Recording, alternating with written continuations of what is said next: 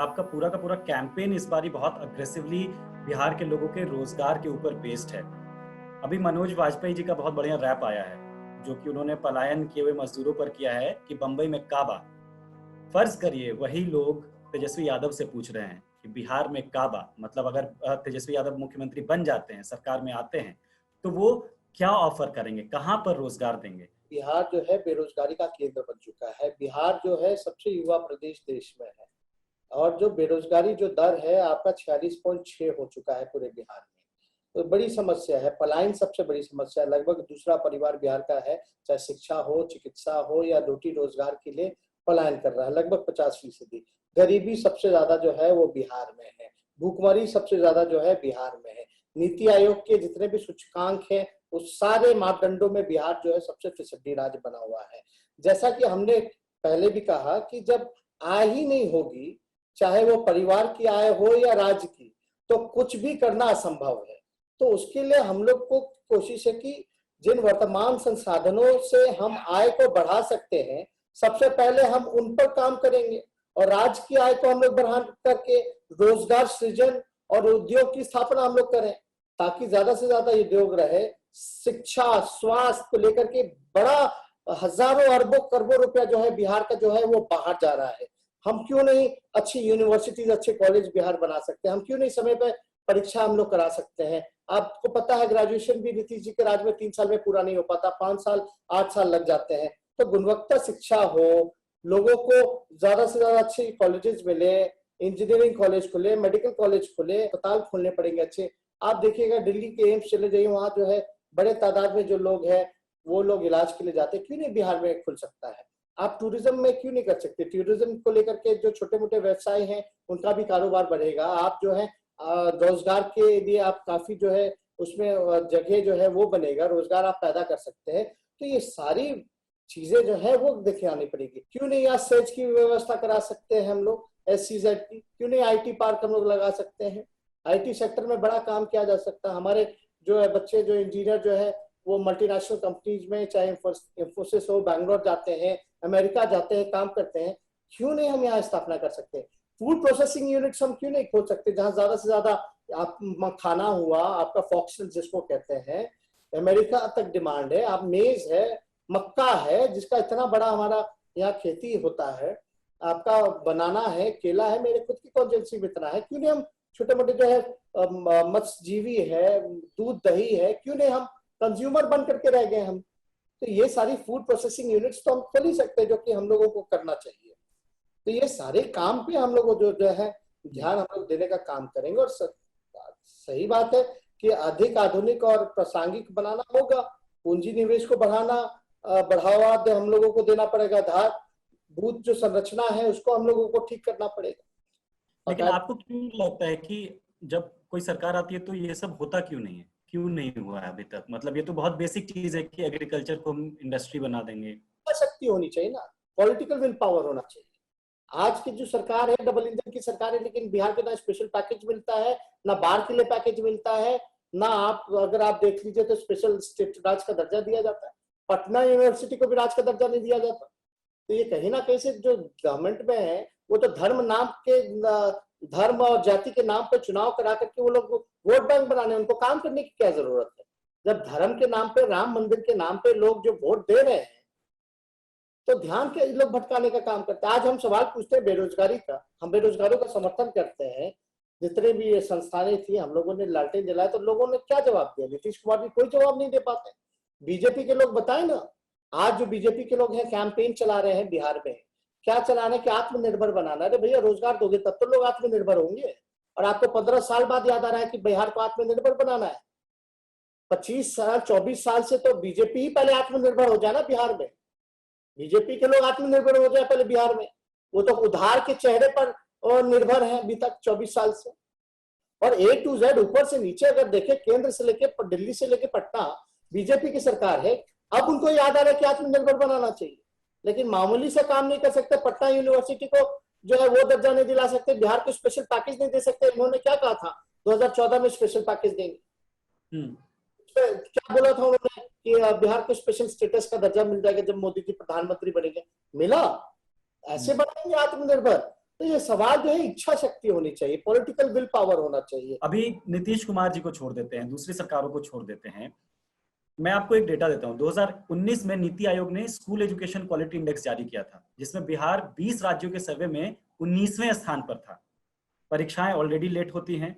आपके एनालिसिस में हम हर जगह पर इतना पीछे होना कैसे मैनेज कर लेते हैं? और बहुत सिंपल सा सवाल है, जब तेजस्वी यादव सत्ता में आएंगे तो एजुकेशन को कैसे ठीक करेंगे? क्या हुआ अभी तक, या नीतीश जी ने क्या किया, उसको छोड़ दे तुम। एक युवा होने के नाते एक बड़ी समस्या है, लोग किससे जूझते हैं। शिक्षा, क्वालिटी ऑफ एजुकेशन बिहार में नहीं रह गया। लालू जी जब हम लोगों की सरकार थी तो बिहार को 7 विश्वविद्यालय हम लोगों ने दिया, और नीतीश कुमार जी से पूछा जाए उन्होंने कितने विश्वविद्यालय दिए तो शायद वो जवाब नहीं देंगे इसका। मैं ये कहना चाहता हूँ, चाहे पदें खाली होती है स्कूलों में, टीचर्स के पद खाली होते हैं, क्वालिटी ऑफ एजुकेशन नहीं मिल पाता, एक प्रिंसिपल है नाम, वही सब कुछ देखता है पूरे स्कूलों में, प्रोफेसर जो है वो सीटें खाली है। यानी शिक्षा विभाग में अगर देखा जाए जो पढ़ाने वाले जो लोग हैं उन पर प्रेशर बहुत है, तो ये बड़ी समस्या है। एक तो रिक्रूटमेंट उन लोगों की होनी चाहिए, जो रिक्त पदें हैं वो बननी चाहिए।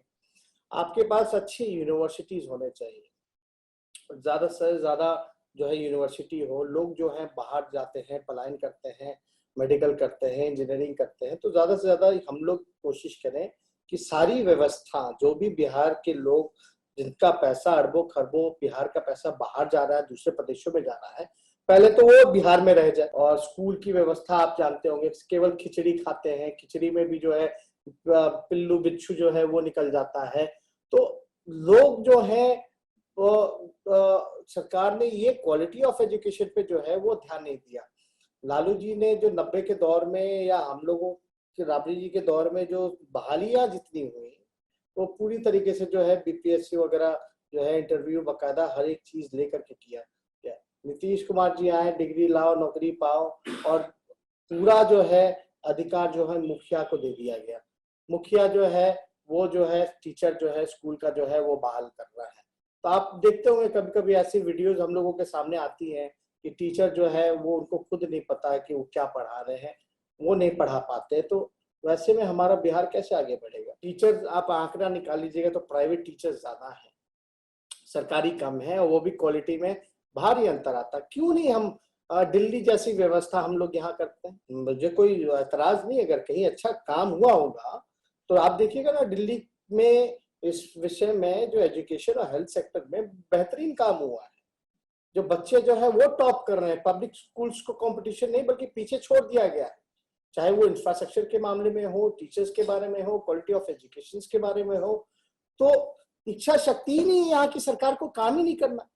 यहाँ की सरकार तो बस तोड़ और जोड़ की राजनीति कर रही है, उसी पे इनका सरकार चल रहा है। ये एक सवाल है, बाढ़ और बिहार का जो रिश्ता है बड़ा ही दुखद रिश्ता है, हम लोग बचपन से सुनते आ रहे हैं।